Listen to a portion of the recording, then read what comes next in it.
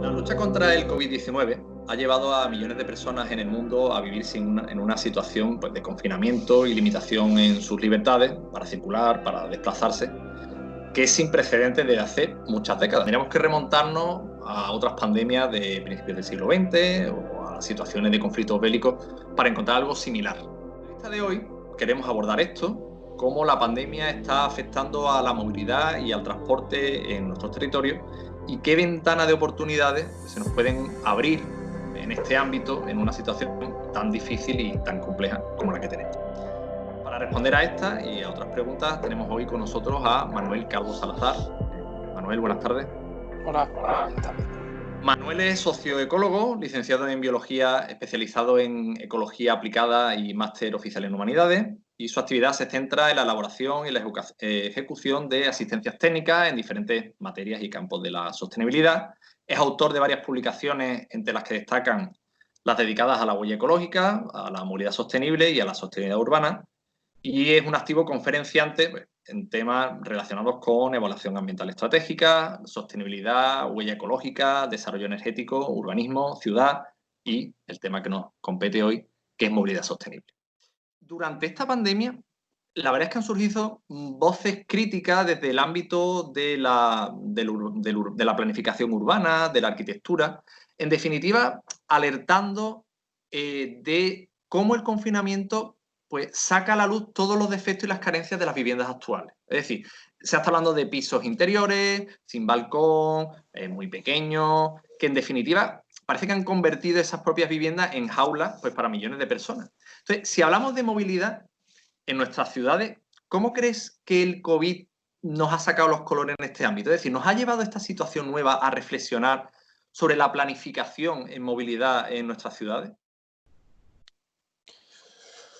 Bueno, efectivamente sí. El tema es que yo no lo expresaría en pasado, es decir, no hemos hecho una reflexión ya, sino que el COVID de alguna manera ha sido una forma de que ese debate se haya ampliado a ciertas capas de la sociedad que todavía no lo veían como un debate o como un asunto importante.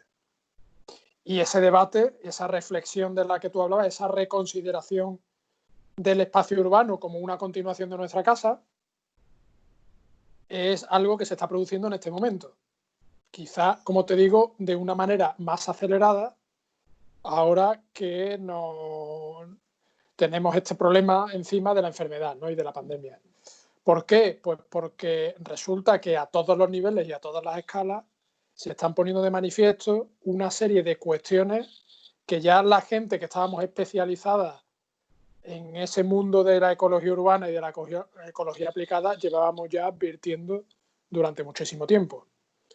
Es decir, por un lado está la reflexión de gran escala de que nuestro modo de vida está relativamente desconectado de nuestro mundo natural y de la ecología y de la naturaleza, y cómo la única manera de que nuestra sociedad o nuestro modo de vida sea sostenible y viable en el tiempo pasa por reconsiderar esta conexión, esta relación que tenemos con la naturaleza, ¿no?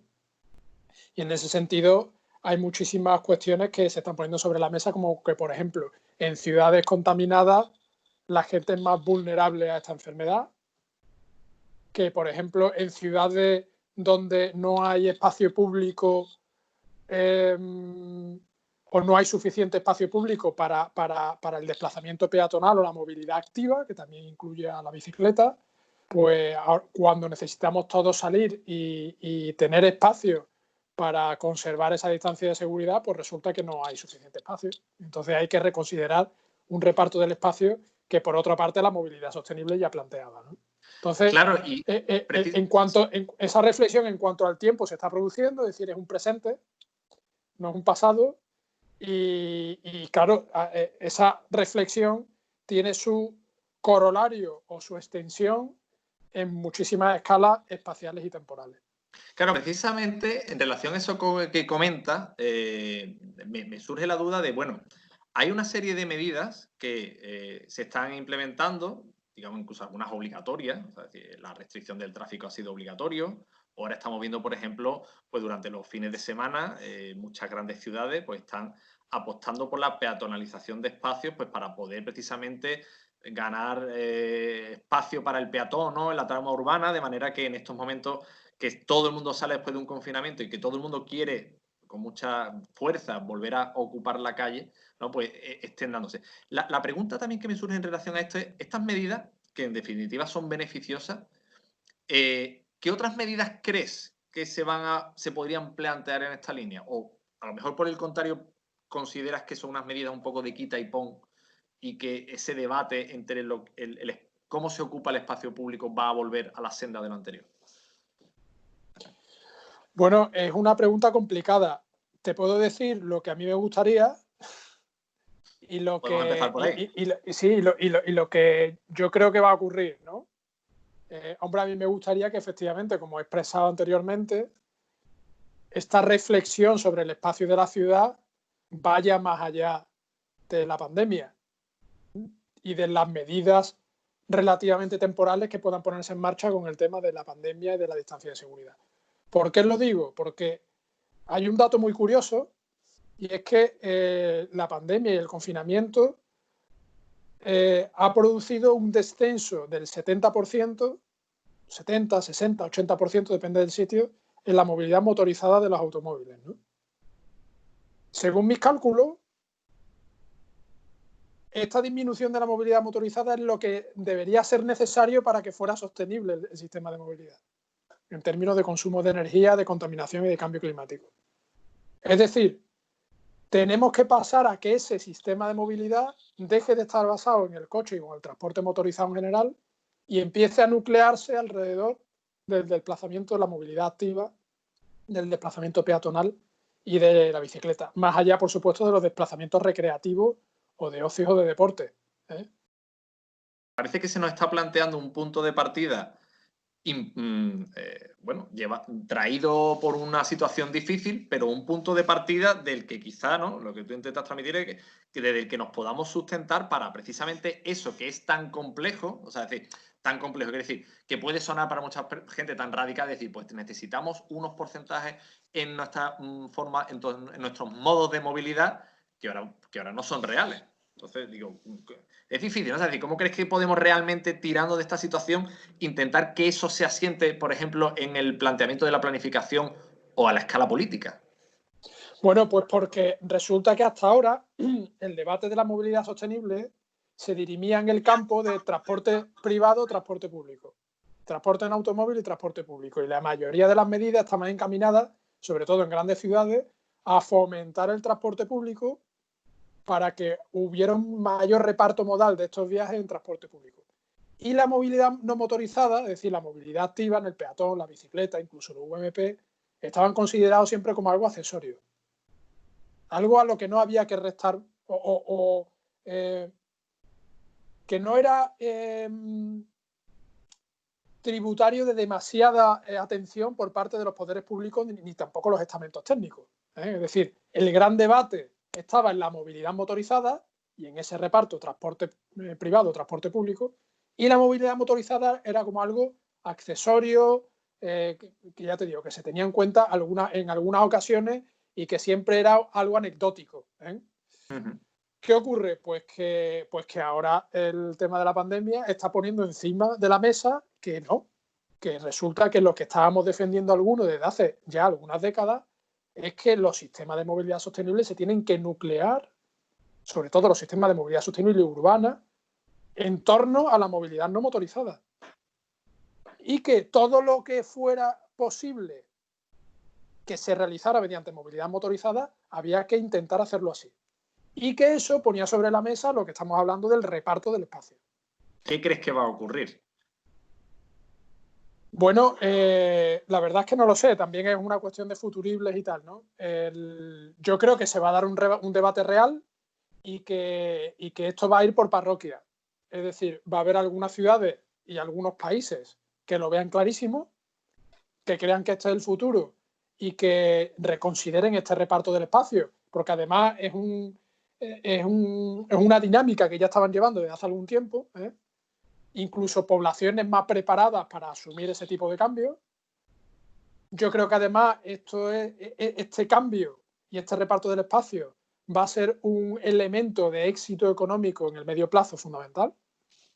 Incluso en ciudades que hemos vivido del turismo, como por ejemplo en Sevilla, que es donde yo vivo, pues Sevilla tendrá más o menos éxito en el futuro en la medida en que comprenda que la calidad urbana de su espacio físico es un elemento central y que esto requiere un reparto nuevo del espacio. Y después habrá ciudades que no lo entiendan así.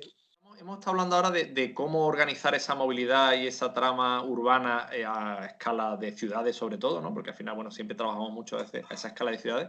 Pero luego toda esa movilidad interterritorial, toda esa movilidad incluso entre países, ¿crees que realmente esto también va a desembocar en grandes cambios? Ya no solo en cambios como se pueden estar hablando de que si en el avión hay tantos asientos o si hay mampara y no mampara, sino si también hay una manera que vaya a fin a suscitar grandes cambios en lo que son grandes desplazamientos. Una de las cuestiones que ha puesto también en el punto de mira precisamente la pandemia es que un sistema económico que esté basado fundamentalmente en el trasiego constante de materiales y de personas, pues quizás no sea tan sostenible como lo que nosotros habíamos pensado, ¿no? Es decir, tiene que haber una limitación a ese desplazamiento horizontal de mercancías y se está poniendo también encima de la mesa la idea de que en ciertos sectores estratégicos nosotros tenemos que tener una cierta autonomía. No se está diciendo que el comercio internacional tienda a cero per se, pero quizás basarlo todo en una estructura productiva y comercial totalmente deslocalizada tampoco sea una buena idea. Y además, máxime, ¿no? Cuando en esta precisamente situación de pandemia, creo que es un momento de un mayor boom, si cabe, de grandes cadenas que te traen productos de cualquier lado del mundo. Ahora que tenemos casi todo cerrado, ¿no? Se ha optado muchísimo. Ya no me refiero tanto a nivel de las compras como país, sino a las compras ya a nivel como individuo, ¿no? Hemos apostado, porque no nos quedaba otra, pues por esas formas de compras a grandes distancias con grandísimos desplazamientos. Las grandes cadenas distribuidoras que tenemos en mente, pues que están por internet. Sí, bueno, pero ahí es que hay también varios debates, ¿no? Por ejemplo, en temas de alimentación hemos descubierto el valor, el capital social que significa la tienda de barrio. Entonces, por otro lado, también está viendo la otra cara de la moneda, ¿no? Entonces, es lo que te digo, en sectores estratégicos es interesante tener o tender a una cierta autonomía. De todas formas, hay un elemento central que está en la base de todo, y es que la gente que hemos estudiado ecología sabemos que maximizar las necesidades de desplazamiento horizontal arbitrario en este mundo en el que vivimos es insostenible per se, porque todos esos desplazamientos horizontales requieren de muchísima energía. Entonces, normalmente los ecosistemas han evolucionado con una maximización del transporte vertical con respecto al transporte horizontal. ¿Por qué? Porque el transporte vertical se utilizan gradientes energéticos o de fuerzas, ¿no? Como la gravedad y tal, que están ya presentes, ¿no? Entonces, eso en una organización sostenible de la sociedad también hay que tenerlo en cuenta. Es decir, no se está diciendo que no se hagan desplazamientos horizontales, pero que tampoco sea un elemento a no tener en cuenta más allá del coste monetario que pueda tener ese desplazamiento, puesto que hay un coste energético y social que hay que tenerlo en cuenta. Es decir, cuando yo estoy promocionando las grandes cadenas de distribución, estoy deslocalizando la producción, estoy deslocalizando el comercio y estoy socavando un capital social que es el comercio de cercanía, la tienda de barrio, que cuando vienen mal dadas es esencial tenerlo. 2030 es algo que está siempre hablándose, ¿no? A nivel de clase política, a nivel de prensa, en el sentido de alcanzar esos objetivos que permitan, bueno, pues permita una mayor sostenibilidad, ¿no? Que siempre se diga ahí en grandes palabras y en grandes titulares y parece que muchas veces debajo mucha gente no sabe lo que hay. Pero es verdad que, bueno, pues uno de los objetivos evidentemente son las reducciones de contaminación, todo lo relacionado con la lucha contra el cambio climático. Entonces, bueno, incluso tú como experto en huella ecológica, pues lo que quería preguntarte era todos estos cambios que están ocurriendo o que deseamos que ocurran a raíz de todo esto, ¿crees que podremos de alguna manera verlos reflejados en esos objetivos ambiciosos que se plantean para... Bueno, ambiciosos realmente nunca son tan ambiciosos como deberían, pero para esa 2030 que parece que al final está aquí al lado. Bueno, ojalá sea así. Lo que pasa es que yo también quisiera hacer hincapié en una idea, y es que la sostenibilidad en relación a nuestra sociedad y no en relación al planeta o a la naturaleza es una estrategia de desarrollo nuestra como sociedad. Y que mi punto de vista es que es la única que puede tener éxito en el medio plazo. Es decir, que la sostenibilidad deje de verse como algo que nosotros o por la que nosotros optamos como sociedad porque nos importa el medio ambiente y pase a ser una estrategia de desarrollo que es la única viable en el medio plazo. Es decir, que nosotros tenemos la obligación de ser sostenibles. No tenemos no tenemos esa capacidad de elegir. Tú vas a comprarte un jersey o una camiseta y tú tienes la capacidad de elegir de si es azul o si es verde. Bueno, pues es como si nosotros fuéramos a la tienda y dijéramos, no, o te la compras verde o no te la compras. Entonces, en relación a la sostenibilidad, tenemos que tenerlo en cuenta así. La sostenibilidad es la única estrategia de desarrollo que es viable y factible en el medio plazo. Que esto obliga a recomponer muchas formas de vivir, obliga a recomponer nuestro sistema económico, nuestro sistema productivo, nuestro sistema social, por supuesto. Que esa obligación vendrá como consecuencia de una catástrofe. Puede ser. Normalmente las catástrofes son muy dolorosas desde el punto de vista social. Ojalá seamos capaces de hacer esa transición de manera controlada. Y ya que estamos viviendo, ¿no? Que aprendamos, ¿no? Que en definitiva al final parece que tienen que muchas veces ser cosas así para producir los cambios que muchas veces se quieren alcanzar. Claro, Isaac, tú imagínate que nosotros hubiéramos podido de alguna manera prever con muchísima antelación la expansión de esta pandemia. Nosotros hubiéramos podido elegir dos caminos, o no hacer nada y enfrentarnos, ni siquiera haciendo confinamiento, ¿vale? Y entonces hubiera muerto muchísima gente, la pandemia se hubiera superado, pero hubiera muerto mucha gente. O bien, podríamos haber dicho, bueno, vamos a hacer cosas para que la pandemia no se extienda, que al fin y al cabo es lo que hemos hecho.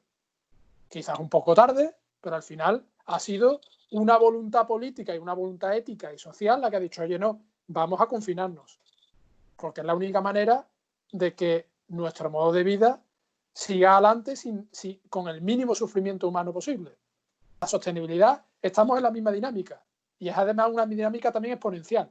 Lo que queremos parar es esa dinámica exponencial, no de infección, pero sí de consumo de recursos naturales, porque sabemos que no va a poder extenderse en el tiempo. Y entonces, ahora mismo depende de nosotros el si tomamos medidas o no. Puede ser que decidamos no tomar medidas, pero entonces va a haber mucho sufrimiento humano. Eso lo sabemos ya, es como la pandemia. Exactamente, pues la verdad es que esta reflexión, Manuel, que nos deja última es muy clara, porque al final, bueno, pues parece que vemos las cosas cuando son muy inmediatas, ¿no? Como es el caso de la pandemia, y estas cosas que tú bien nos dices, que está más en un medio plazo, pues parece que no van con nosotros. Bueno, pues Manuel Calvo, ha sido un placer tenerte hoy con nosotros. Muchas gracias por haber estado aquí y nos vemos en la próxima. Gracias. Muy bien. Gracias a vosotros, Isaac. Gracias a ti. Hasta luego.